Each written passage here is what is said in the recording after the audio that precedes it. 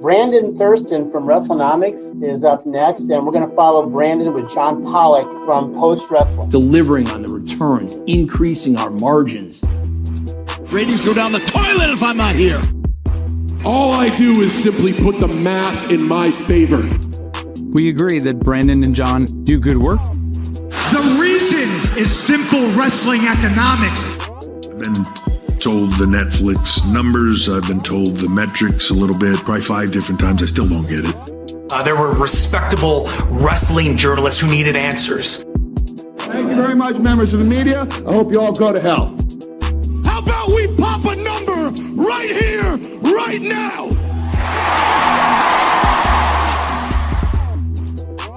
Whole part of the show, man. Hello, everyone, and welcome to another edition of Pollock and Thurston, where there is no John Pollock today. And today, we have renamed this program Flanagan and Thurston, because I'm joined by Neal Flanagan in place for John, who is out today. Hi, Neal. Hi, Brandon. It's a pleasure to be with you. I mean, I've been a guest on this show once before, almost exactly a year ago after All In at the bank holiday weekend in the UK. But I've never co-hosted with you before, so that's another tick off my wish list. Listeners will be very disappointed in the absence of one man on. We'll see. This is a ratings experiment. This is a ratings experiment to see how much of a draw John Pollock is. We'll compare the data after the fact to see how this episode does without him versus with him. Yeah. Although the one man I'm referring to is, of course, TKO's chief operating officer, Mark Shapiro. I begged John for access to his soundboard, but got a flat refusal. I mean, it's an eat what you kill world. That's just what it is. I mean, it's an eat what you kill world. I'm just going to play that on repeat. Awesome.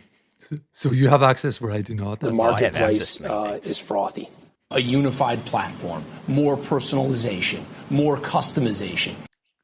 I have access to all of it. Yes. In all seriousness, it's great to be. It is great to be with you. Yes, we're glad to finally co-host the program here with Neal. You were actually at Forbidden Door in London. Is that true? It is true. Yes, and hardcore viewers of the streams of the press conferences, the one major promotion that still does press conferences, will have heard my dulcet tones asking Tony not one but two questions at the press conference. Following the show, Tony held his media press conference and addressed several topics, and among them were a couple of questions from me. Yes. So we'll. Do you want to go over any of the notes, or should we go right to your question? Well, maybe I'll get into with the experience of being there, and maybe compare some notes with you, Even better idea. Brandon. First and foremost, I'm comparing it really with the same time last year when All In was at Wembley.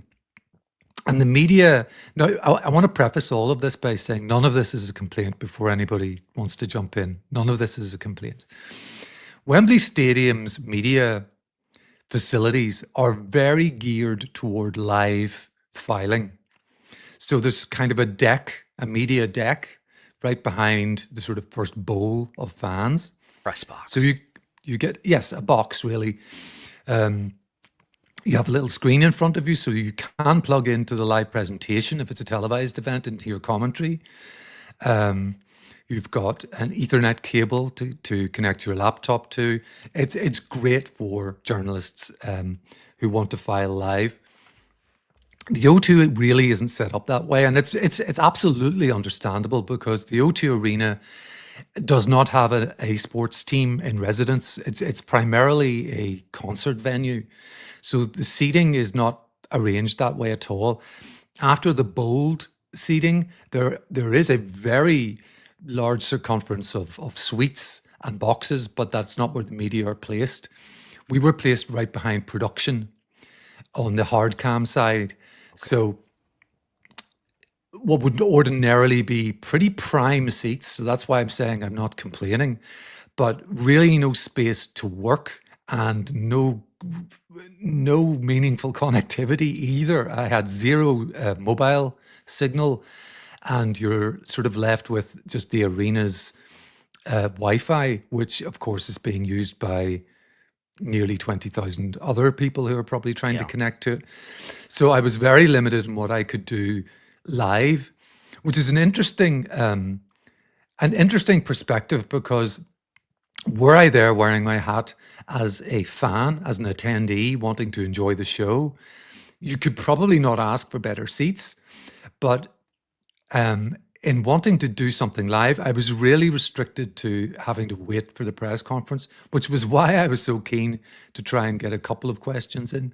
And you asked about, going to the clip. You'll maybe hear that. But my first question was on something that I knew, or at least had a very close thought. Tony's not going to give me a meaningful statistical answer to this, which is why I couched it in kind of like a benchmark, a particular slightly more vague benchmark. Are you hitting the million mark between cable and Max? I think a non-answer, though, is an answer. And in fact, it wasn't a non-answer. It was to his credit. And I don't know. Yeah. Why don't we listen to it, and then we'll discuss it. Mentioned the simulcasting on HBO Max this year. And you've been asked about specificities on that before, and you've said WBD keeps some of that close to their chest. But as a benchmark, are you able to tell us, with live and same day viewers, are you hitting the million mark between cable plus Max? I understand you may or may not be able to. I don't know. I honestly, according to a report I saw, we may be, but also I don't exactly know, because that's the most detail I've seen. All I know is that we're one of the top sports shows. I don't know what the NBA streaming viewership was in the past. I'm not sure what the March Madness streaming viewership is. I don't know the NHL streaming viewership. But I honestly can't say exactly I don't have remotely, not even 1% the amount of data I get on a TBS show. Like, I get such extent. I know every minute, every demo, how many people were watching in every age group, and from male and female. And we know your stats guy, Tony. So if they gave them to me, I'd be really breaking them down, believe me. Yeah. There you go. I think that's what I believe, is that they basically aren't given any data. He almost made it sound like he gets a little bit of data. But if he gets 1%. A little bit of data, well, if he gets any data, you'd think it'd be enough to know how many viewers there are to stack on top of cable. But yet he's clearly saying that he doesn't have enough information to say whether he has a million viewers live same day. Yeah, I mean, I have to take him at his word, and his first response when asked specifically about that million mark benchmark was, I don't know.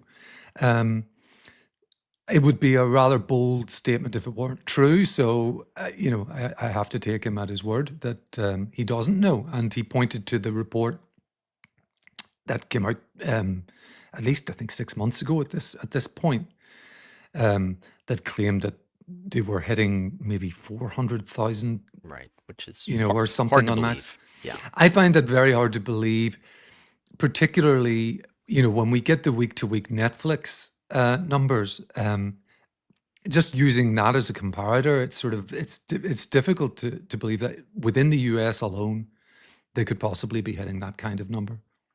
Right. And he did talk elsewhere. I thought it was in response to your question, but I think he definitely said this elsewhere as I was listening to the press conference this morning about this is a point that he's made in the past, that viewership is up since they've been on streaming as well as cable versus when they were on cable only. And that is in a way true, mostly.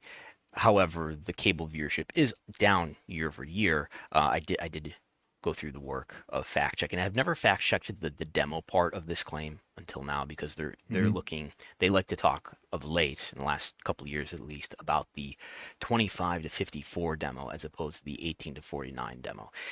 So it's a demo that's just shifted a few years older. In any case, so what I did, he's making the argument, well, he's saying that their cable viewership is up sequentially. So not year over year, but from Q4, the last year quarter, that was cable only. that their viewership on cable only, because they don't know what their streaming viewership is, their viewership on cable only since the simulcast is up. And I looked at the data. Is this true? For Collision in Q1, it was down slightly. I've excluded preemptions here, but in Q2, it was up higher than either Q4 or Q1. Dynamite viewership has been up. I've got Q3 to date here. So we're now about 2/3 of the way through Q3, and viewership is slightly down for Dynamite. Viewership is significantly down, a good portion down for Collision. It's now averaging 329,000 viewers versus 394,000 viewers, which is lower than any of the trailing three quarters. But if you look at the demo is a nicer story, because you can say in Q2 was a 1.5 versus a 1.3 in Q4, but it was down Q1 to Q3 for this demo. Again, this is the 25 to 54 demo, and I'm doing national ratings for everyone who's scoring at home. A national rating, as we all remember, is the percentage of the national population in this age group that live in TV homes. So none of those Luddites who don't own TVs are included in this. And then for Dynamite, it is even quarter to date with a 2.4. There's a 2.4 in the quarter before that. It was a 2.3 in the quarter before that. And then the last quarter with cable only, it was a 2.3. So it is basically even. It is slightly up.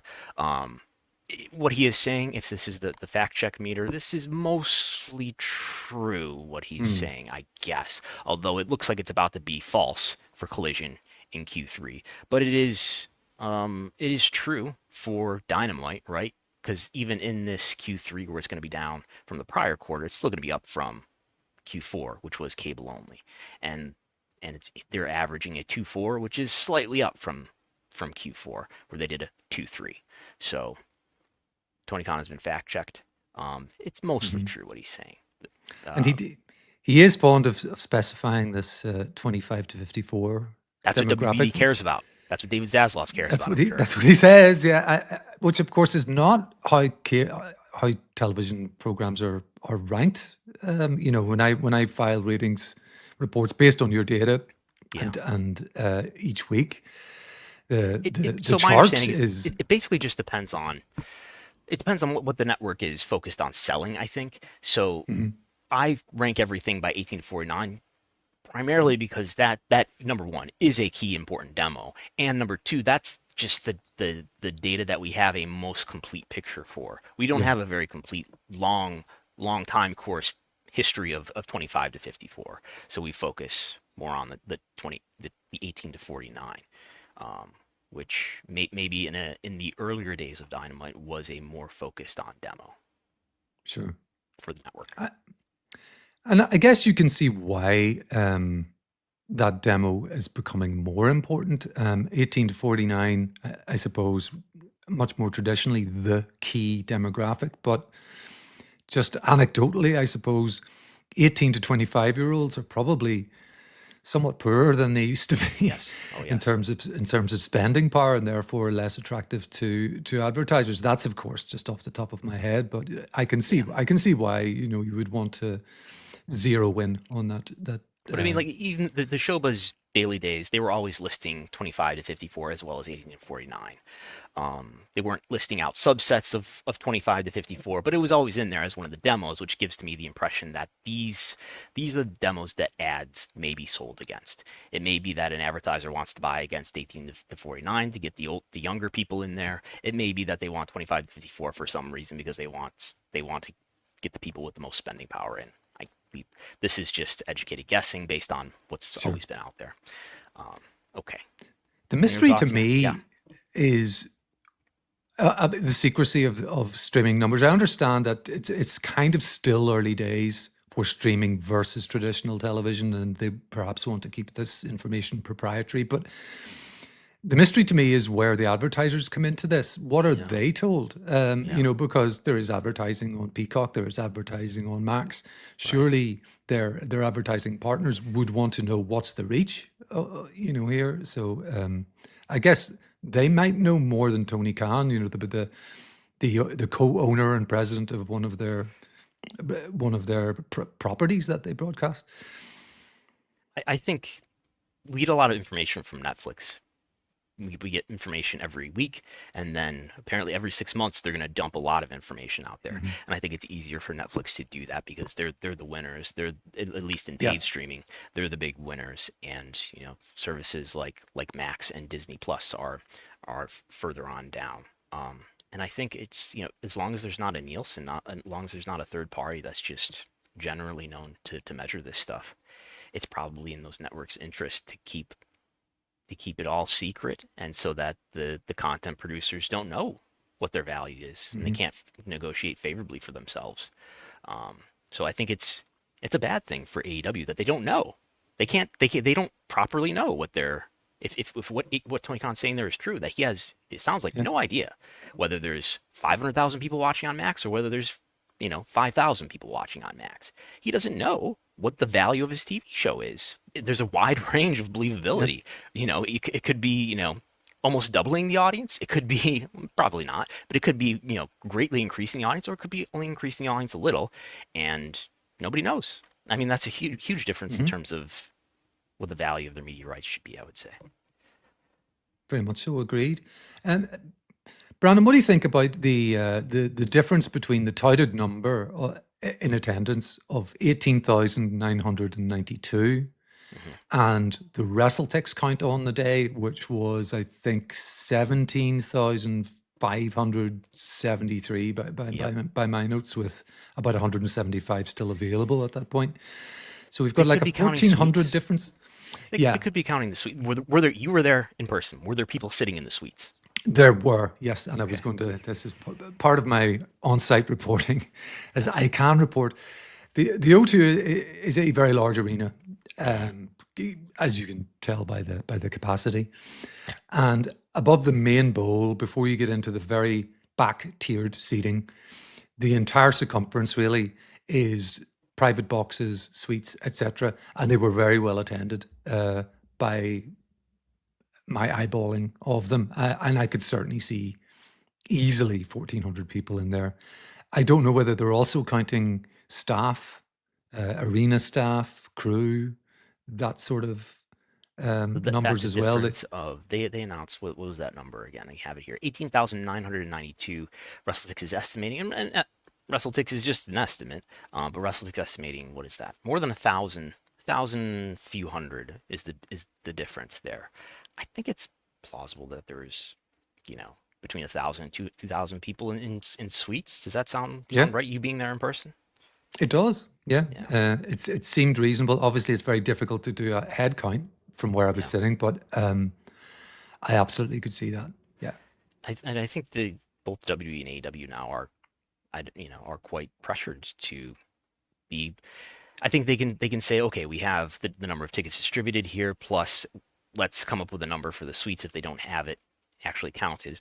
And I think they're pressured to not go beyond that, because they know that WrestleTix is counting the dots and is doing a pretty good job of estimating how many people are at these events, or at least how many tickets have been moved for these events. I do find it intriguing, just on a side note, that they're able. Of course, it's an underserved market, and it's a pay-per-view. So that let's stipulate those two big factors, but they're getting less than a tenth of that when they go to Moxley's hometown for a TV taping in Cleveland just a couple of weeks ago. Yeah. I think that's a very stark difference. Obviously taking into account the two big caveats that I bring to that. I think it's fair to say, and my other question to Tony was about the creative process. It's fair to say the vibes are better. That's maybe not a topic that you normally talk about on Pollock and Thurston, but the general reception, I think, for the creative product is up. That's what we hear on feedback on post wrestling. I think that's a general sentiment that you can pick up online. Is the tail going to wag though at some point? And I think, as you've pointed out on this show many times, in-person attendance is probably the key indicator of success. It's just the cleanest one that's not distorted by new media and old media.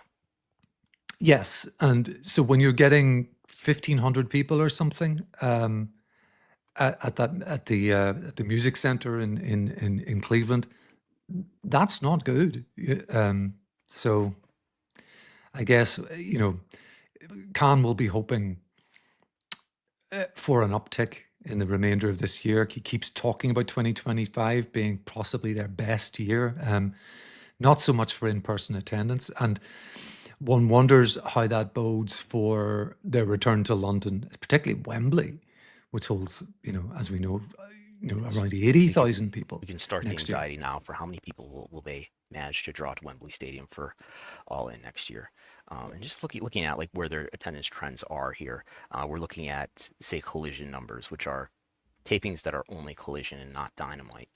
They're averaging in this quarter so far 1,700 versus, let's say, 2,200 in the quarter before that, and Dynamite is averaging 2,700 quarter to date, and it's a pretty consistent trend of down and down and down from, really from the return to touring, but from, I would say, the middle of 2022 or so onward. Yeah. Again, I think on the return to Wembley, if they get anything remotely close to the 2024 number, I think they would be very pleased. I cannot fathom that they'll reach the heights of that first visit to Wembley for the initial, All In Wembley, which, was set records of various kinds. But I think they did 50-something thousand last year. And, if they manage to do that again, that's going to be a success in anybody's book. Perhaps we should move on at this point, Brandon. And as a fairly new story, labour scrutiny from the International Alliance of Theatrical Stage Employees, the IATSE, developing out of Philadelphia. The Stagehands Union's local chapter, Chapter 8, has issued a statement regarding the upcoming AEW events scheduled at the 2300 Arena, also known as the ECW Arena. The statement alleges AEW and the venue are scheduling events that fall below established area standards and working conditions that the union has negotiated for similar live event production work in their jurisdiction. And they get very specific in a Facebook post about what those standards are and what crew members ought to be earning per hour. So I think they're saying they're out in force to inform the public that AEW events are failing to meet these standards that you have up on screen for our viewers. A post on X about this, and as I mentioned, they've also posted on Facebook. Yeah, and I've been looking through they posted a lot of videos on Facebook. The local 8 has. We'll play a clip of that, and then as we were talking before we went to air here, Neal, we were hoping to get some comments from the IATSE, and we do have those, and we'll go through those after we listen to. This is a clip from one of the videos that's on their Facebook page where they're interviewing people. This looks like the day before. They're interviewing people who are union stagehands, talking about why they're upset about this event. Why are you and your fellow stagehands out here on the picket line at the 2300 Arena against AEW? Well, 2300 Arena is a non-union venue. It has been for a while. They've kept the unions out for a long time. AEW, though they might not typically work in non-union venues, they're doing it now. And also, being probably the biggest show to come to this venue in a long time, they have the ability to make that change. They have the ability to say, hey, we're not going to do this show with the 10 high school kids you pulled off of the park bench. That's right.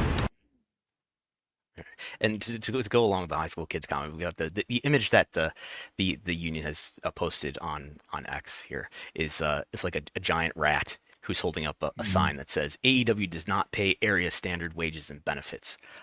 So earlier this morning, before I had read all the information that they've got on their Facebook page, I did email the main IATSE press office, and I asked them a few questions that we do have responses to that just came in. So the first question I asked them was, is it correct that members of IATSE Local 8 will be picketing at 2300 Arena in Philadelphia outside of AEW's events this week? Will members be picketing at each event?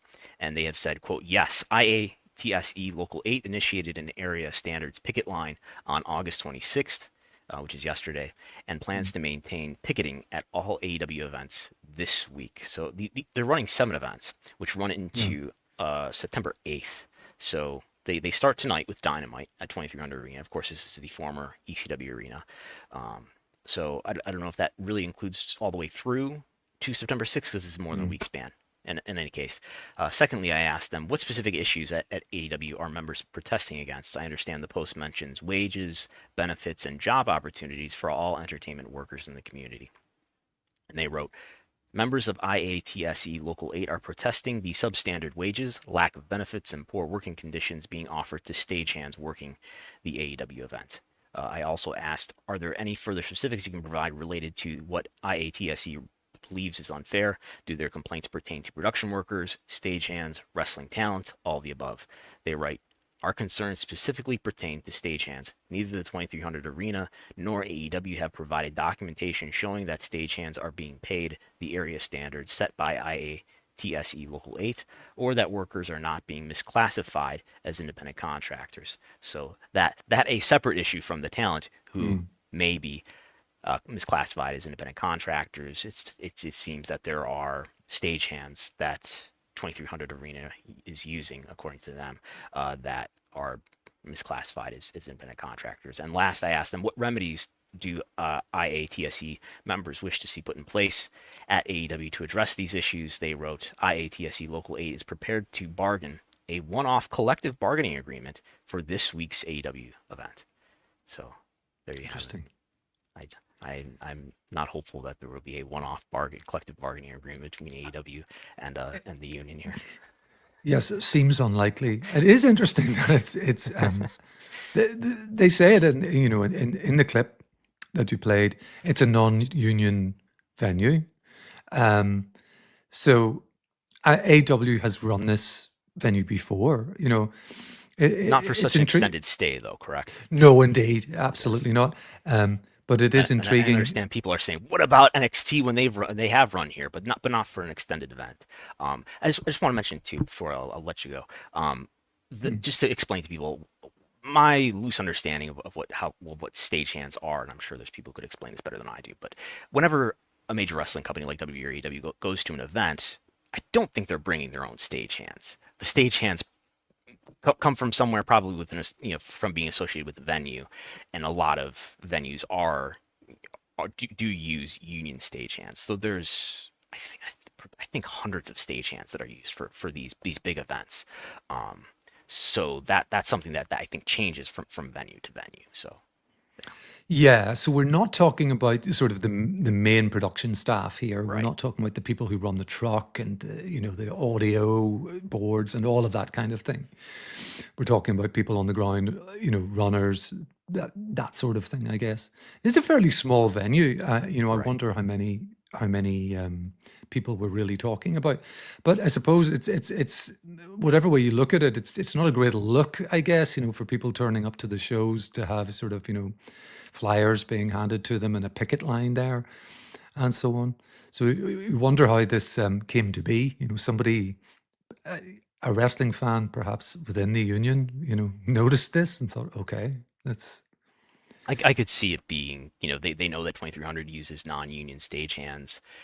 One event is one event. When we have somebody who's doing an extended residence here, they may have just viewed that as a good target. And if you listen to more of their Facebook videos that they've got them captioned and everything, very very TikTok like.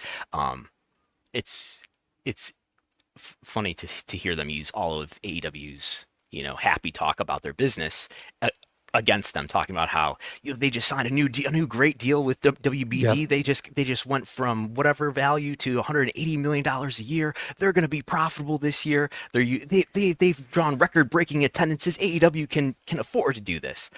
So using all of Tony Khan's happy talk against him to say why they should be able to afford to use union stagehands.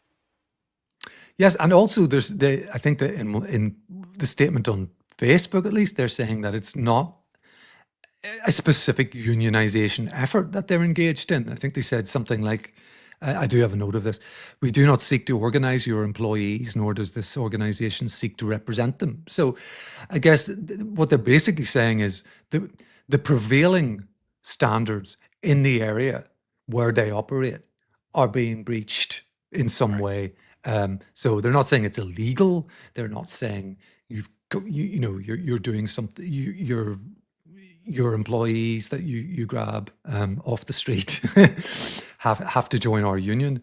They're saying this is an extended residency in a theatrical venue where our members normally would work, and you're not offering them the standards that we expect. So in that sense, they have a point to make, I guess. Yeah. So be interesting to see whether or not AEW cooperates in some way to get this sort of bad look out of the way, or whether it gets much traction, really.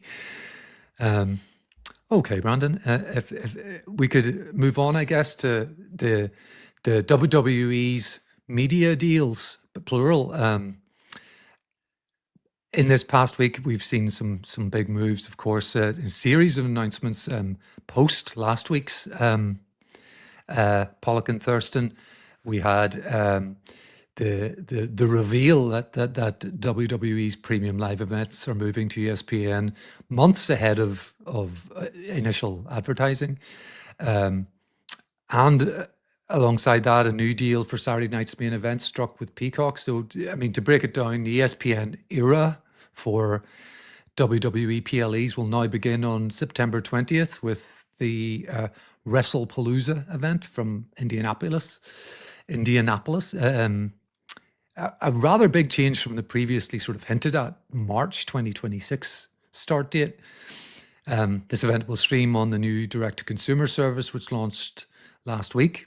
And it means that Clash in Paris this weekend will be the final main roster PLE on Peacock. Reports from Hollywood Reporter and from the Wrestling Observer indicate that WWE and Peacock brokered an early exit from their deal. WWE reportedly felt it had fulfilled its quota of required events ahead of schedule, thanks largely to adding shows like Evolution, a second night of SummerSlam, and indeed this weekend's Clash in Paris. And the reports note that ESPN did not have to buy out the remainder of Peacock's contract for this.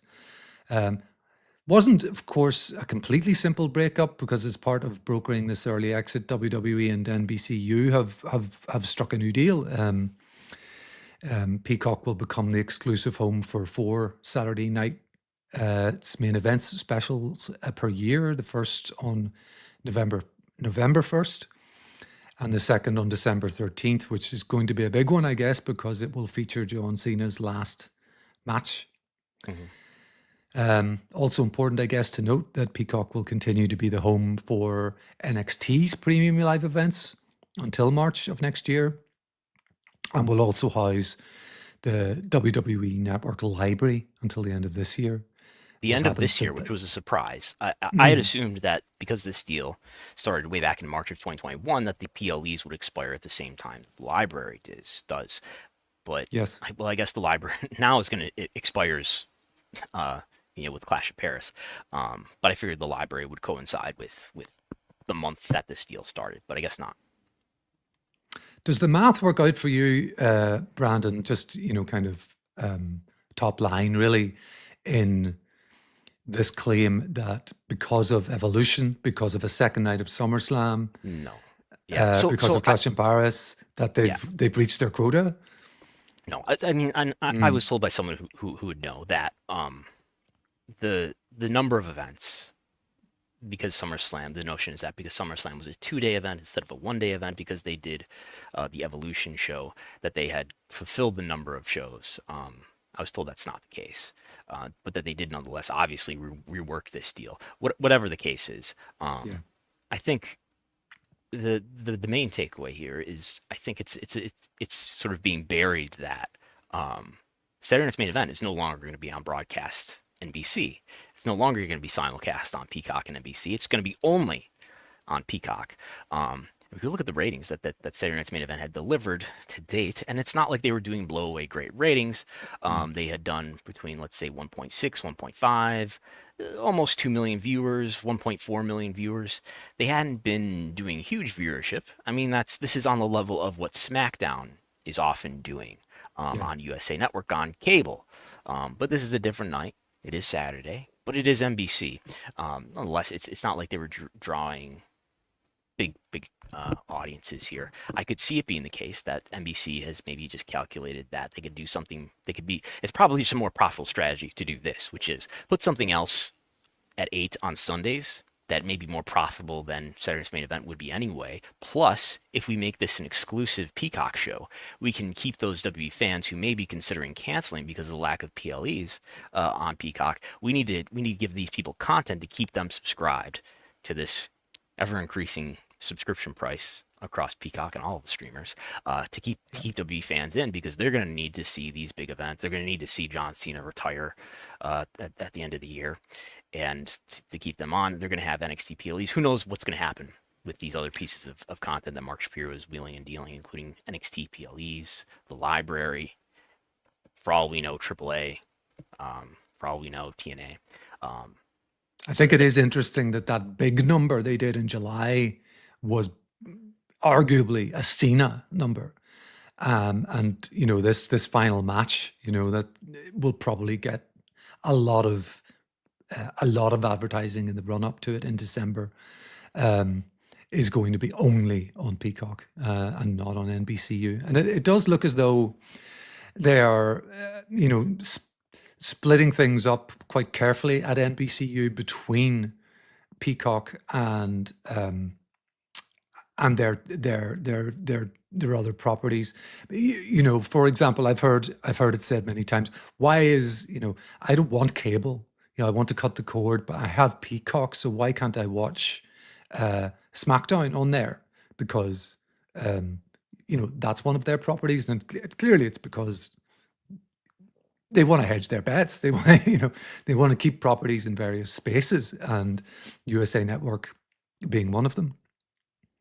I think just generally in the media business, what we've seen and what wrestling has been and always has been a big component of whenever there's new developing technologies, whether that was over-the-air TV in the 50s or cable TV in the 80s or pay-per-view or the internet or now streaming, is that around the mid-2010s, everyone saw the opportunity that was in streaming. Netflix was there first. And all of the older media companies, sort of made a gold rush to invest in streaming because, they in a sense had to. They knew that younger people were not subscribing to cable, and all, whether it was NBCU, they made a rush into Peacock. Maybe they were later than they should have been. Mm-hmm.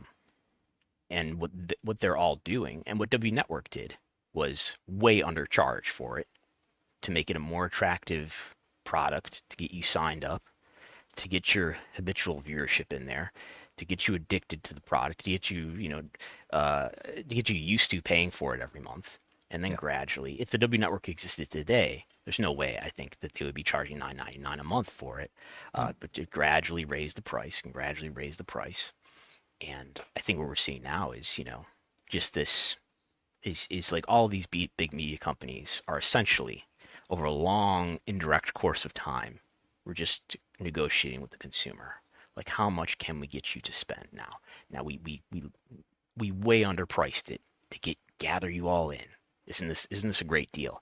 And now we're slowly going to raise the price and see what's the most what's the most economically beneficial outcome? As people have mentioned, you've got to now be subscribed to how many different things, right? You've got to have cable to get USA Network. If you're an AEW fan, you've got to have cable for, well, you don't have to have cable, in fact, right? I guess you don't have to have cable at all if you're an AEW fan. You could just have Max, right? And then order the pay-per-views through some digital means. But if you want to watch all the W content, you've got to have, thank God Tubi's free. You can always watch Evolve for free, okay? But you've got to have, thank God, you've got to have cable for USA Network. If you don't want to use rabbit ears for CW, and I'm talking about people in the US, people in the UK and throughout most of the rest of the world, they're lucky to watch everything on Netflix. I did an interview with somebody the other day from France, and they said that not everything, or maybe nothing in France is on Netflix yet, but it's coming soon in any case. But you've got to have cable for the USA Network. Maybe you have to have cable for CW. You have to have Netflix to see Raw. You have to have, now you're going to have ESPN DTC. Yeah. If you're not in the slightly less than half of the universe that doesn't get it for free, you're going to have to spend $30 a month to get that. So I'm not really sure if pay-per-view is actually dead, as Mark Shapiro said. If you're trying, you're pay-per-view with a bonus, some bonus ESPN content that you're getting there. Although you are getting access to all the linear channels. If you're a cord cutter and you don't subscribe to cable at all, you get access to all the ESPN channels, and that's great. But if you're, let's say, a Comcast customer, Xfinity customer, if you're a YouTube TV customer, you already get access to ESPN. But now you have to pay an extra $30 just to watch a WWE premium live event that's kind of a pay-per-view still. So it's quite a bargain. But it does feel, this transition away from linear television to streaming, it really kind of feels like the worst possible moment to be a consumer in the market in that space, because as you mentioned, the pricing for all of these different streaming services, HBO Max, Peacock, Paramount Plus,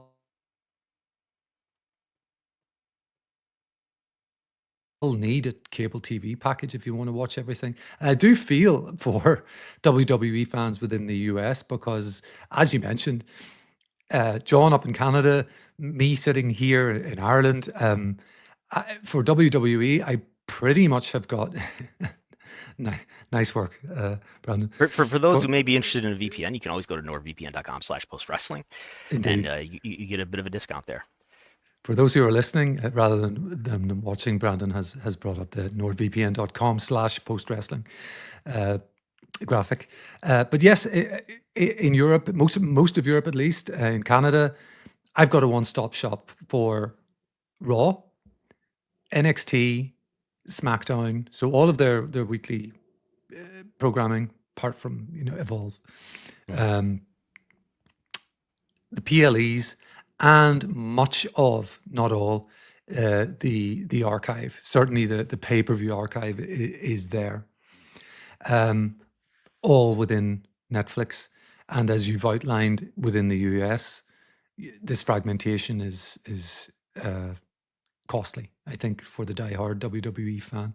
But I think if you're, my guess at least, if you're Mark Shapiro, if you're Nick Khan, you're happy with this on That's just several what it levels. Is. I mean, it's an eat what you kill world. It certainly is. Thank you, Mark. Eat what you kill, and on several levels. One being they're getting, of course, separate deals, separate revenue streams, right. But they're also closing the market for their main competitor, AEW. As you've noted, I think last week on this show, WWE is in bed with so many other providers now that it really does narrow the field for AEW when time comes for them to renegotiate. Mm-hmm. Yeah, and they could defend themselves here and say, well, there's no reason why. We don't know that they have exclusivity clauses in their media rights deals with all of these companies, which, let's list them. Disney, Netflix, Tubi is a Fox property. I'm sure it's a small deal relative to these others, but it's a Fox property. Disney, Netflix, NBC Universal, CW, which is owned by Nexstar. The only ones that are really left out here are what Amazon, Apple. There's a broadcast network called ION here in the U.S., which is owned by Scripps, and of course WBD. And actually, I mean, AEW obviously has a major deal with WBD. They have a pay-per-view deal with Amazon. So, I mean, maybe that's a sign of maybe a partner that they could negotiate with. But that is, the point is, whether or not there's exclusivity agreements that are part of the media rights agreements that WWE does have with a variety of all, nearly all of the biggest media players. I don't know. Maybe that affects your relationship if you negotiate or sign a deal with AEW because you don't want to upset your WWE partner. Now, the MLW antitrust lawsuit, which did result in a $20 million settlement with no admitted wrongdoing. I mean, the big allegation that MLW had was that Stephanie McMahon, on the eve of MLW announcing a deal with Tubi, allegedly, Stephanie McMahon went to Fox and pressured them to cancel that deal, and they did. And that is a strong antitrust allegation. Discovery was never done on to litigate that allegation. So make of that what you will. But that was a really strong allegation. Now, is AEW going to sue WWE for antitrust? I don't know, but I would be excited to cover it. And there may or not be, this is what we see publicly. We see WWE, booking shows against AEW's major shows, including pay-per-views, to strongly run head-to-head with them.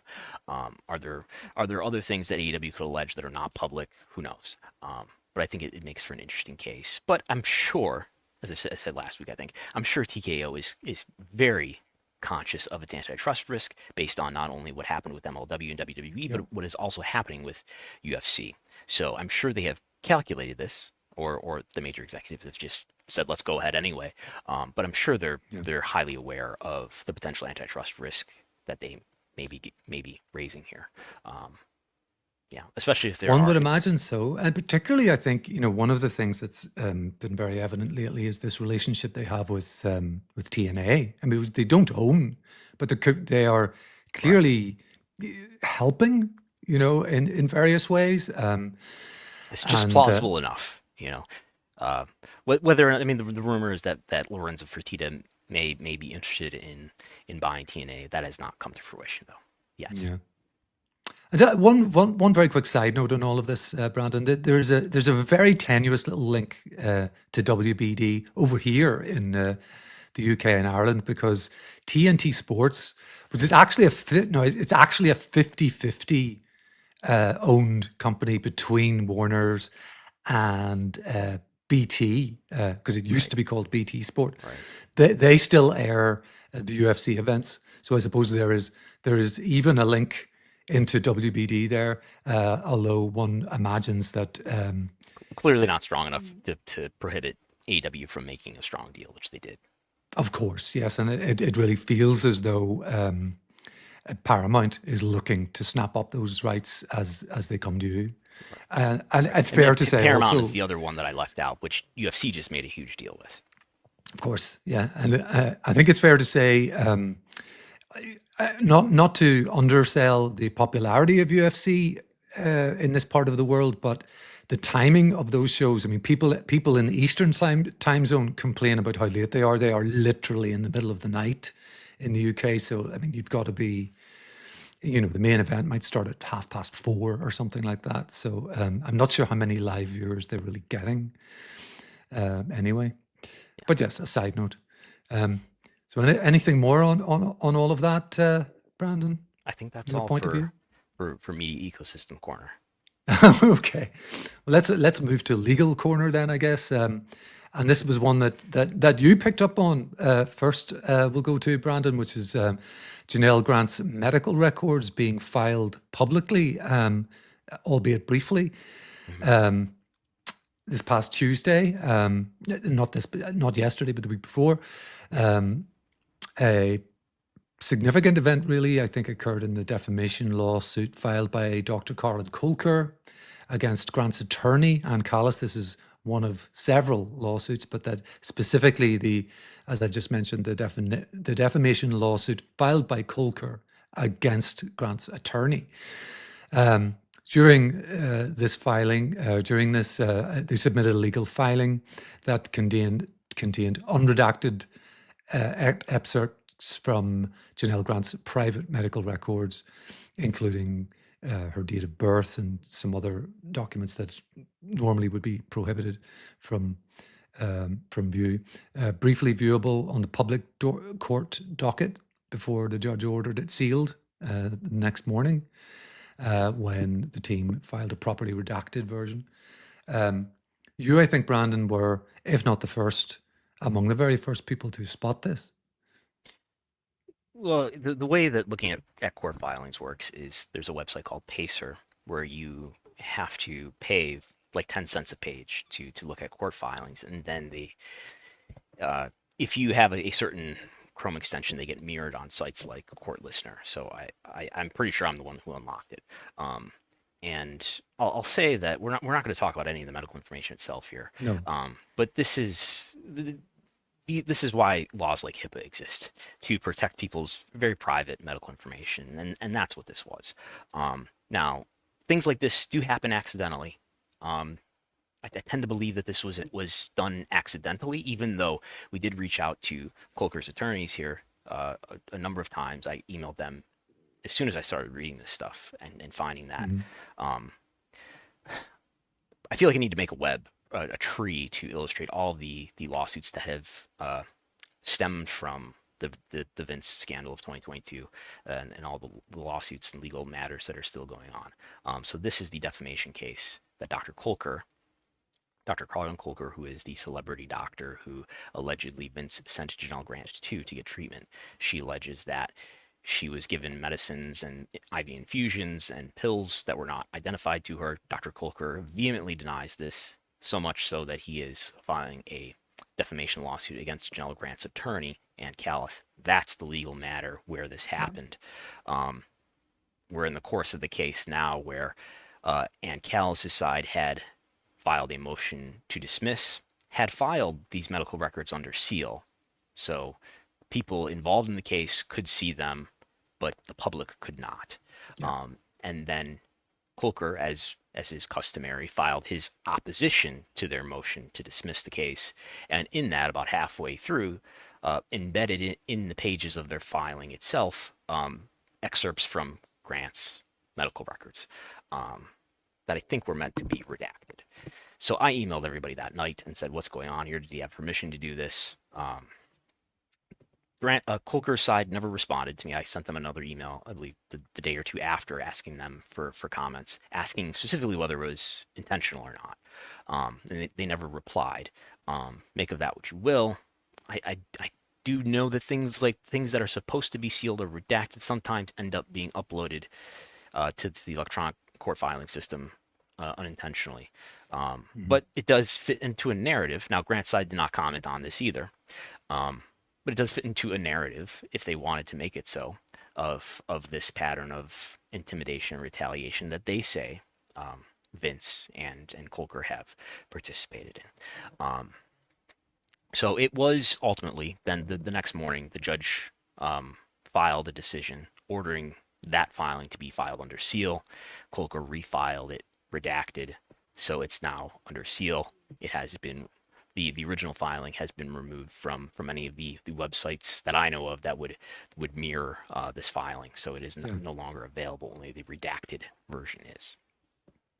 And with, of course, as you mentioned, without getting into any of the details, is it fair to say there was substantive medical information, I mean, that you saw? This is information that would be very easy to imagine that someone would want to keep private. Yeah. Yes. I find it interesting that the Callis side, has not commented on this, because, as you mentioned, they haven't exactly been shy about making comments on intimidation tactics and so on. Perhaps, as you say, this is something that happens fairly commonly as just a simple matter of a mistake. and they didn't want to make too much of it. But and I could see it's concerning. And I would add two things too: that this is a lawsuit not against Janel Grant, but against Janel Grant's attorney for things that that her attorney has said while representing Janel Grant. So I don't know how I don't know exactly how that working relationship is working between the people who represent, who do public relations work for Janel Grant, if that's extending to Ann Callis in this case. Secondly, this is a defamation lawsuit, and I would think that any further public comments that are made about this case could end up being mentioned in future filings, could end up complicating this case. But that is just my thought. Not understood. No, that's a point. It's a point well taken. You know, because if you're trying to prove actual malice, I think which is required, I think, for defamation, you would be grabbing onto any public comment that you could, I guess, if you're the plaintiff.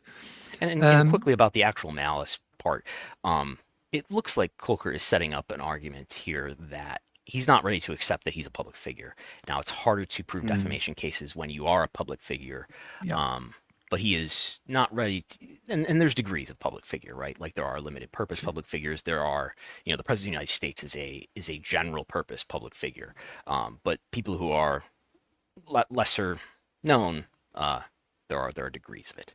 So you have to prove actual malice when it's the case of a public figure. And he was referred to right from the beginning as a celebrity, quote, celebrity doctor, I think. That's Grant's side saying that, yes. Yeah. Yes. Before he was named, even, I think, in the initial filing. Right, he was anonymized in the filing initially. As far as Dr. Colker's public profile, he's not someone whose name I recognized before he emerged in these legal matters. You can find, he's published books, he's done some appearances on television here and there. He's associated with a number of sports stars and celebrities.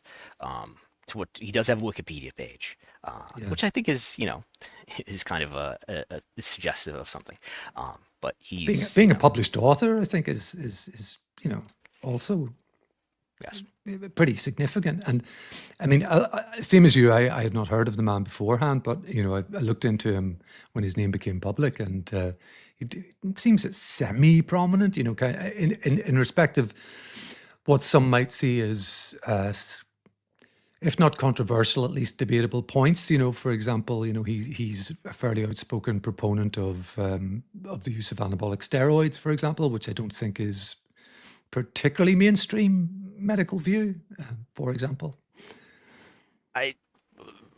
Before we get ourselves into trouble, has he said that specifically? I've heard him talk about anabolic steroids and sort of like I've seen talking head segments where he has dissuaded younger athletes from using it, but he who knows? Okay. He did appear. Maybe what we're thinking of here. He did appear in Bigger, Stronger, Faster, which is a well-known documentary about PEDs. That's what I'm thinking of. So yes, I'll revise my statement from saying a proponent of to someone who has made some commentary. Yes. On the matter. His defamation lawyer, by the way, is also representing U.S. President Donald Trump in defamation cases against ABC for George Stephanopoulos' comments about Trump, and is also representing Trump in the defamation case against Wall Street Journal and other defendants related to a story that they published about Trump's alleged birthday card to Jeffrey Epstein. Yes.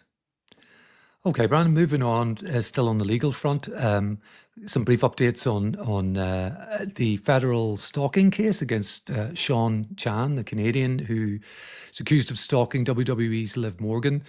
Been a couple of new filings in this past week. August 20th, his defense counsel filed a motion to reopen his detention hearing, noting that they've secured housing for him at a Salvation Army this is fantastic. facility. I brief you on any of this. This isn't published anywhere. Yes, keep going.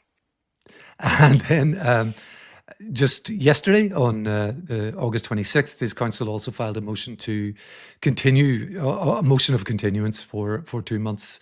The reason given was to allow a psychologist to complete an examination of Chan to determine his competency. Really, the government did not oppose this motion. And again, as a rank amateur, I think a guy who shows up at a US airport and says his residence while he's staying is going to be the WWE Performance Center, that does raise some flags as to the state of mind of this individual. Yeah. So as you said, at the risk of just repeating what you said, because all we really know here is what's in the filings, right? Is that there was a motion to reopen his detention hearing. His public defender has said that they have found him. This is what it says.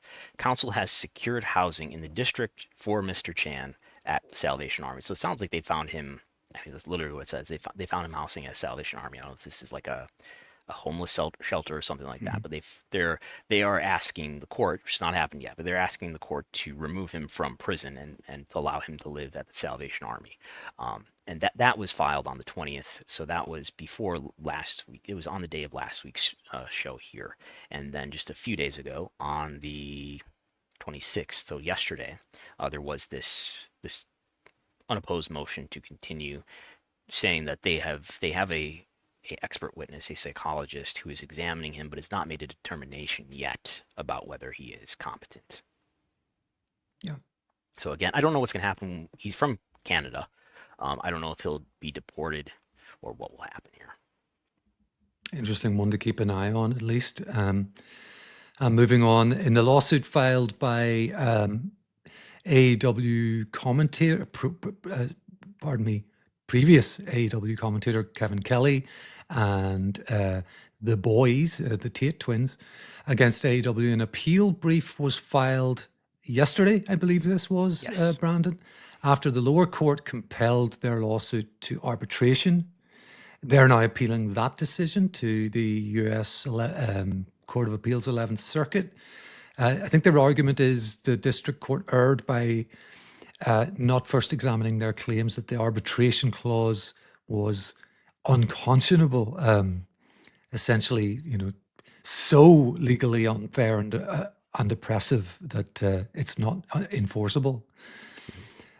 I did read a little bit of this. It's a fairly lengthy filing.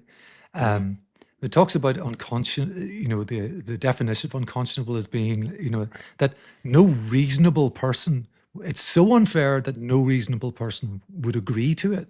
I find that wording two prongs of unconscionability: procedural and substantive. I don't remember what either one is, but continue, Neal. And I just find that an interesting wording because, if no reasonable person would agree to it, then what does that make the people who did agree to it? But I guess that's a matter for the 11th Circuit to determine. Right. So substantive unconscionability is when the contract's terms unfairly benefit/harm. This is according to Cornell. When the contract's terms unfairly benefit/harm one side, such as extremely unequal price compared to value exchanged. And we'll look up what procedural unconscionability is too, which is when it occurs in a contract when a contract is formed through unfair practices such as hidden terms, misleading language, or pressure to sign. Now this is relevant to the Grant case too, where the issue on the horizon in that case is also whether or not arbitration in a contract can be enforced. And I'll mention too, a few years, I believe 2021, Stephen Pinu, who people may know from the Jim Cornette podcast, represented Kelly Klein. Am I getting her name right? In another case, in a case against Sinclair Broadcasting, where Sinclair Broadcasting sought to enforce the arbitration clause that was in her contract. They did not prevail.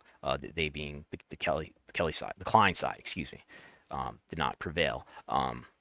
And in this case, this was in district court. So there are, as I've learned through covering these things, right? There's the federal district court level, which is where you start a case, and the judge a few months ago ruled that nope, your arguments aren't strong enough here for me to not enforce arbitration here. And the judge also interpreted that. And this is how I think arbitration becomes arguably oppressive, is that this is not just that we're going to put an arbitration clause in your contract so that you can never take us to public court over anything, but we're also going to make it so that the decision about whether or not arbitration is enforceable, whether or not that can be decided by a public court, we're going to make it that only that can be decided by the arbitrator. So that you have to basically, I mean, you have to pay for a lawyer, I suppose, but in either case, but you have to go to arbitration where you have to pay money to even get that question answered. So, I think it's, it was on Busted Open Radio last week too, where Nick Nemeth was talking about, he's, sort of energetically explaining when he was presented a W contract for the first time, he had someone look it over, and according to him, the person who looked it over for him said, "Do not sign this," and his reaction was, "This is my dream job and work for WWE. There's no way I'm not signing this." So I think that's the sort of leverage situation that big wrestling companies have with wrestlers who want to be famous pro wrestlers, and they've been working at this for a very long time. And there's innumerable wrestlers who also want this opportunity. So it's, they have very little leverage to negotiate for themselves.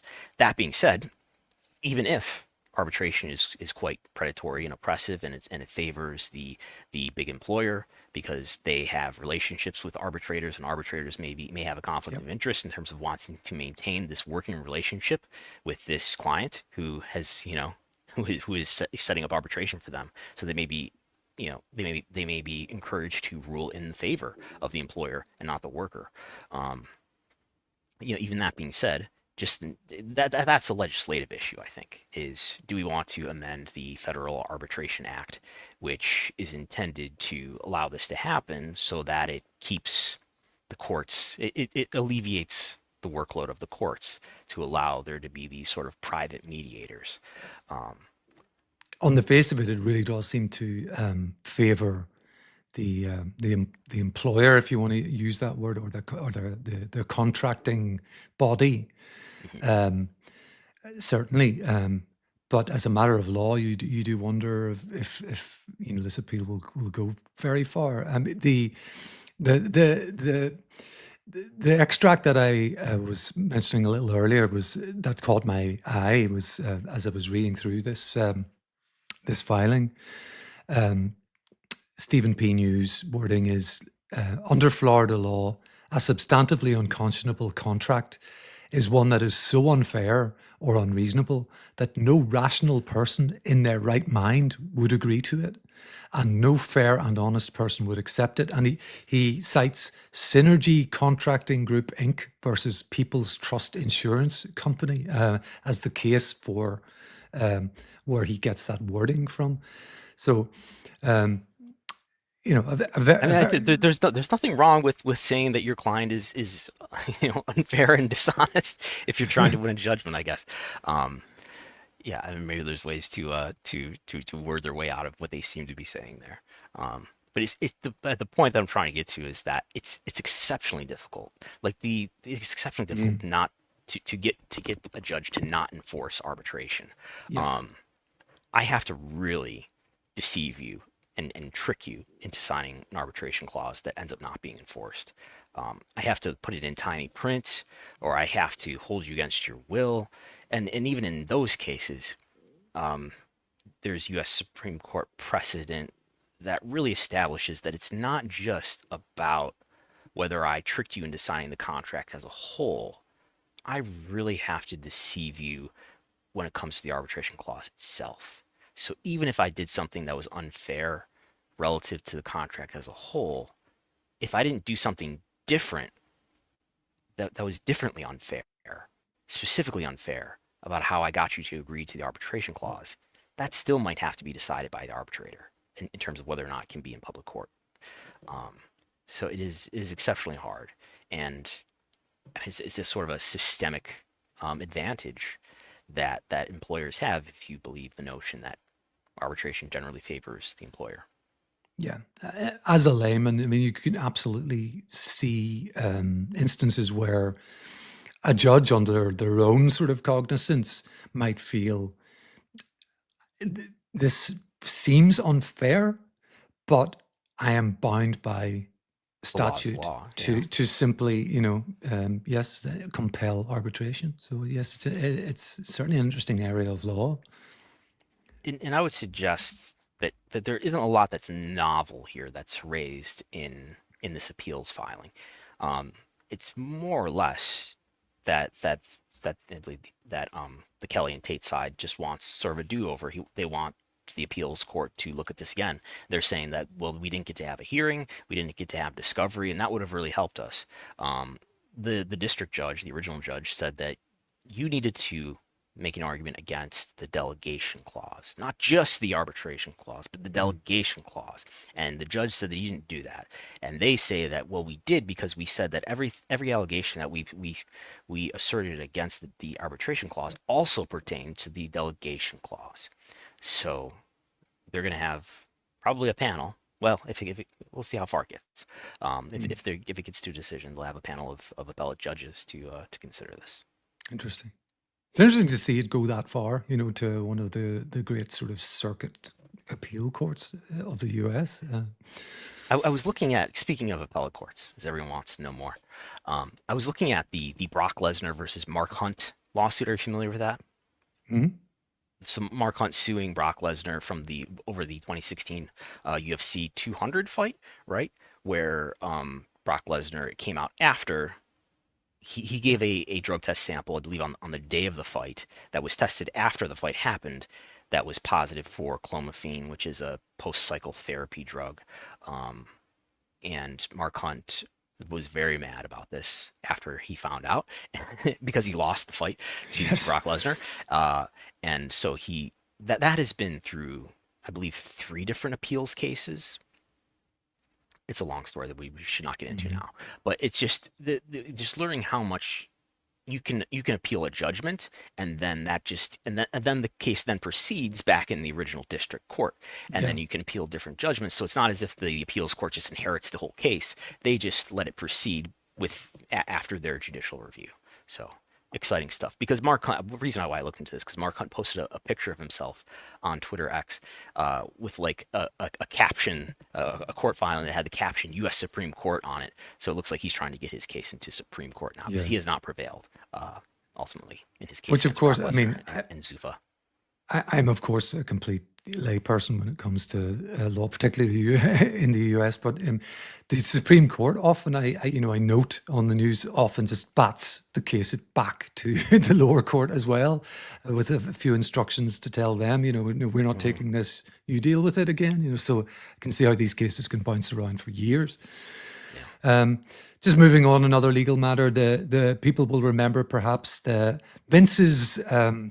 Vince's traffic, Vince McMahon, of course, his traffic accident on July 24th, for which he was cited for reckless driving and wrecked his Bentley, which is these days subject to gigantic tariffs as a British-made car. His case has now been sealed by the Connecticut court, and the next court date being scheduled for October 16th. You noted, Brandon, I'll let you talk to this, that this is consistent with perhaps a rehabilitation program of some kind. Yes, and before we get anybody thinking that rehabilitation in this case has nothing to do with like substance abuse or anything like that. No. There's a rehabilitation program that apparently is part of something that this court in Connecticut can have you do. It depends on it's different, I think, depending on what your legal issue is. Of course, Vince's legal issue here is reckless driving. So I called the court yesterday because his hearing was yesterday at 9. I called the court and they said that it had been sealed and that he just has another court date for October 16th. And if you look at it today, try to look at the case, the docket online, you see basically nothing. You get a little pop-up message that says it is statutorily sealed, which is consistent with, now we don't know that this is what happened, but it's consistent with the judge allowing something called accelerated rehabilitation, which in his case, for all we know, if this is what's happening, could just be, okay, you stay out of trouble for a while and there won't be more severe penalties here. Which is, if you don't have a criminal history, which of how far as we know, Vince was acquitted of alleged steroid distribution in 1994. He was acquitted. He was reportedly under investigation for sexual misconduct, but no charges have been brought. So I guess he doesn't have a criminal history. I don't know if he's got a history of reckless driving, but it looks like, something will happen on October 16th, and often when you're in this AR program, your case gets sealed until further decisions are made. Yeah, and you very kindly sent me a sort of an explanatory note from the judicial branch of the state of Connecticut explaining what this program is. It does say that if there are any victims of the crime with which the defendant is charged, the court will require the defendant to send the victims a certain court form that tells them that the defendant is applying for this program. So one would wonder if the woman who was rear-ended in all of this, has there were no injuries reported. We don't know that there were any injuries, so I don't know that the other people in the accident would be considered victims in this case, since we do not know of any injuries. We don't actually know if this is the program that's being followed, indeed, but it does say that the conditions may include things like doing community service, paying restitution. That's the one that leapt out to me. Paying restitution, and there's some other things like counselling or animal cruelty prevention. I suppose it depends on what the crime was or alleged crime in the first place. But paying restitution is the one that leapt out to me. Paying perhaps for that median. To be repaired. It was damaged. Yes. Community service, I would be interested to see what community service, if Vince ever does any community service. Absolutely. Okay, I think that closes Legal Corner for the week, Brandon. So some final notes, I guess. Some new WWE dates, and some notes for NXT. They've announced Homecoming. They're returning to their old stomping ground of Full Sail University on September 16th. No Mercy in Fort Lauderdale, September 27th. Halloween Havoc, Prescott Valley, Arizona. That's on October the 25th. And for the main roster, SmackDown and a Saturday night's main event will both take place in Salt Lake City on Halloween, October 31st, and November 1st, respectively. Moving on from that, Brandon, I believe you wanted to clarify some matters to do with the chart on Japanese wrestling attendance. Unless there was anything else on the WWE. We mentioned that AEW is going to be. This is quick, but we mentioned that AEW is going to Australia, correct? Oh, that's correct. Yes. So last week I showed an incorrect chart that did not completely account for the timeline that I said it accounted for. So here is the correct information with a 365-day period running from August 23rd, 2024 to August 22nd, 2025. That is roughly almost the last 365 days. So just looking at what was the looking at attendance for Japanese wrestling companies within a certain criteria.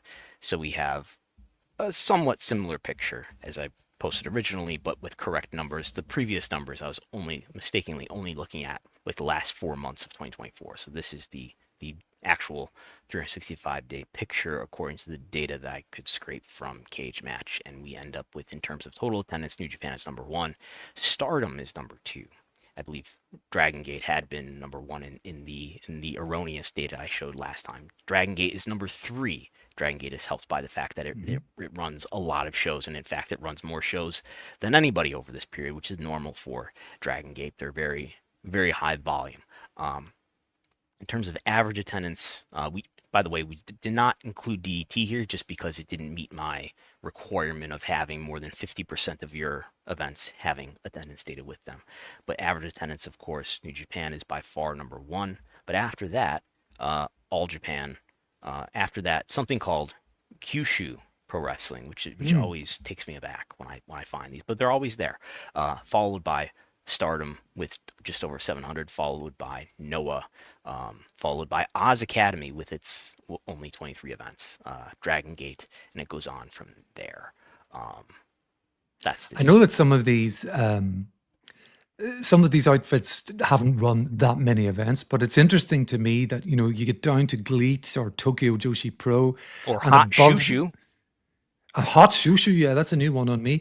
But, of that sort of, say, top 10, 11, I've heard of most of them, but there are ones above, the likes of Tokyo Joshi Pro, like Osaka Pro Wrestling, that, I'm really not that familiar with, and Kyushu as well. But again, if they're only running 51 events, you can see why they don't really figure in our post-wrestling news too often. Right. Their average is relatively high. Their total would be lower. So this Kyushu would still end up being 1, 2, 3, 4, 5, 6, 7th, which is above Big Japan, above Tokyo Joshi Pro, above GLEAT, above Oz Academy. But yeah. And just to rewind slightly, because I'm not sure I really did go into the AEW events, they've expanded their 2026 tour. They already had announced with, I believe it is Grand Slam in Sydney and something called House Rules in Brisbane. Yes, so probably a house show, untelevised. They announced they're going to do Grand Slam, which would be, they did a Grand Slam at around the same time this year, right? Where they did essentially a collision in was it in Perth? Where was AEW in Australia this year? I think it was in Brisbane, at the Brisbane Entertainment Centre or something, which I believe is probably where they're going. Yes, they're going back to for this House Rules. So they're doing the televised event on Saturday in Sydney at the Kudos Bank Arena with a Q, and then they're going to do a AEW House Rules, which is code for house show, I think, the next night on Sunday in Brisbane, not Brisbane. Yeah, correct. Okay, Brandon. So that leaves us with a look at the TV ratings and streaming, of course, as well.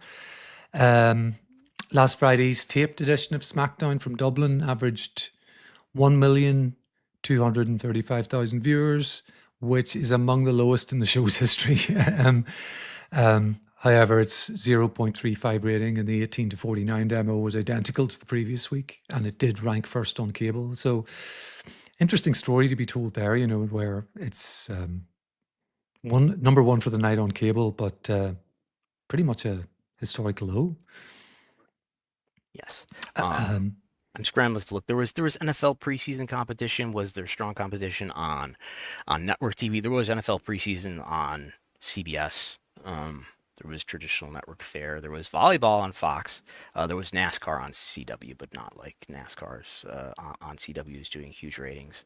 So yeah, a pretty low number for SmackDown. Not this past Friday, but 2 Fridays ago, right? Or no, this was this past Friday. Yes, it was this past Friday. Yeah. Okay. So I suppose we're doing these out of order, really. If I probably should go back to Raw in that case, really.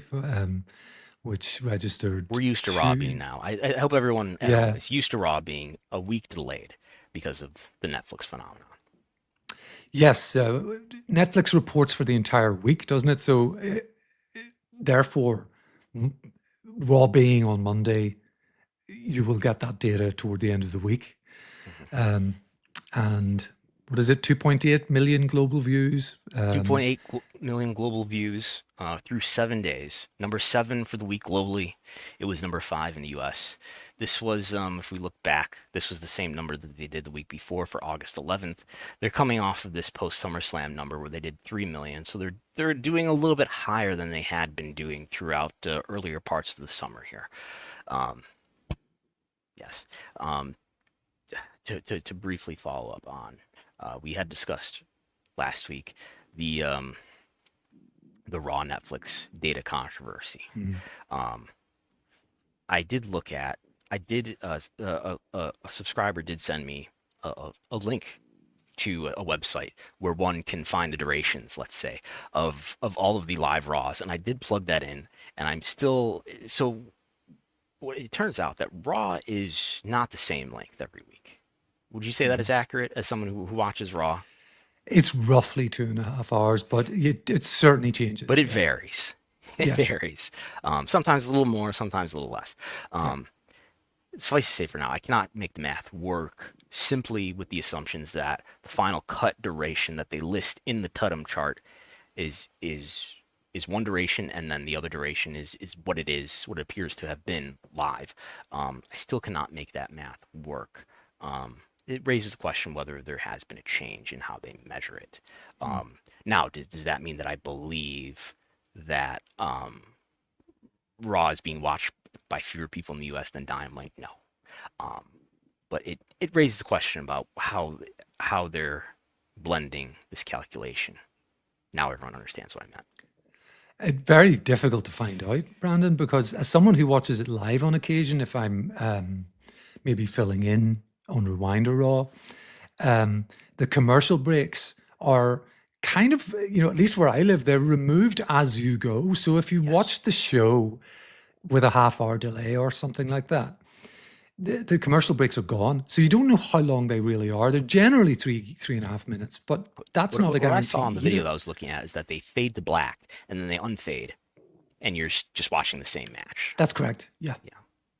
They come back with commentary in the international market. So, but this is not a very Pollock and Thurston topic to say, but you don't miss much, folks in the States.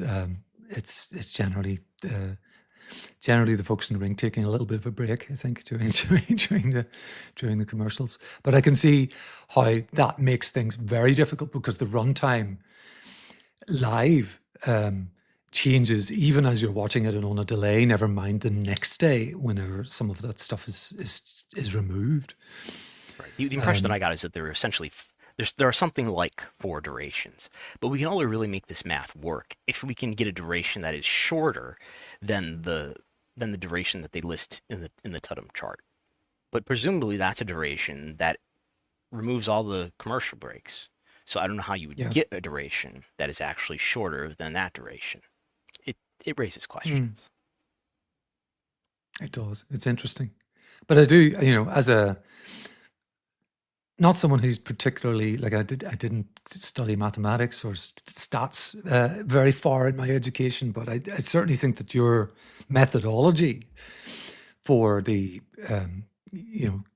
getting a sense of the United States figure certainly makes sense to me, as a good indicator. And to say what that is, the where I think the U.S. viewership is, it's slightly down from prior year on USA Network live same day. That's just based on the number that they did disclose for the debut episode, and just extrapolating that it has declined to the same degree globally as it has US. Yeah, and we live in hope that someday they'll do what they did for the debut episode for all of their streaming. But I wouldn't hold my breath for that. Collision, Brandon, the go home show before Forbidden Door saw a very kind of mixed result. The key demo up 17% to 0.07. I understand that jump sounds probably very good, but we're into rounding errors at this point, I guess. 0.07, but I know a total viewership falling to 281,000. Lowest in nearly 6 months. Don't know really what to make of it. Collision never does as well as Dynamite, and I don't think it ever will, at that sort of time slot on a Saturday night. But across the AEW programming, we've seen just some very interesting spikes and drops. I feel like Dynamite probably more so than Collision, where we got quite the dip last week compared with 2 pretty solid weeks of beating the 700,000 mark on Dynamite and getting close to what they did for the Mexico show, which was sort of the high water mark of this year, and then this past Wednesday, in the week running up to a pay-per-view, right down to 511 or something like that. So it's really difficult to kind of put logic on this. You could if there's a big NFL game that night, you can go, okay, that accounts for it. On cable, there was a first-run episode of South Park, which is certainly getting an awful lot of press, But they did well against a first run South Park 2 weeks previous to that, when they were hitting around 700,000. So on again, this past Saturday, there was this is what topped the charts is NASCAR had the Coke Zero 400. That beat out NFL preseason on NFL Network. There's also college football on Fox. There was college football on CBS. There was a substantial amount, let alone Life, Liberty, and Levin, and my view with Laura Trump sweeping Fox News. But there was a substantial amount of competition if you wanted to look at the competition as a reason for the number being down. But Collision overall has been averaging a lower ratings, as we've seen at the beginning of this program, where we were going through the sequential comparison, where Collision has been weakening in this quarter. Absolutely. And I think, Brandon, unless you've anything else, we've covered all of the main topics that we had on the docket for today. We've done it. I think we've completed this. Now we can plug. You should go to postwrestlingcafe.com and support Post Wrestling if you're not already. Or you can go to patreon.com/Wrestlenomics, or you can go to Wrestlenomics.substack.com to subscribe to get all of the ratings information and other wrestling business information that I publish. Absolutely. And I highly recommend the spreadsheet tier. Oh, yes. Brandon, I think you've probably spotted me in there on occasion. Oh, I see everybody go in and out of there. Unfortunately, there's no way to turn that off. I would keep privacy if there was some way that I could, but I see everybody lurking in there because I often have it open. Yes, occasionally when the ratings come out and I want to write up a story about it, I'll go into the spreadsheet to sort of look for some benchmarks, some recent benchmarks of highs and lows, and I can tell that Mr. Thurston's in there as well, and he can probably spot my little avatar. Yes. But yes, patreon.com/Wrestlenomics. It's a wonderful thing to be a patron of, as I can attest. Yes. Thank you very much for having me in place of John this week, Brandon. I hope I did okay. Yes, you did a great job. We're glad to have you. I don't know what John's doing, if he's going to Canada's Wonderland again, but we'll catch up with him again next week. And this is the part of the show where I outro us out. And thanks everybody for listening. We'll talk to you again on Wednesday at 1 p.m. Eastern.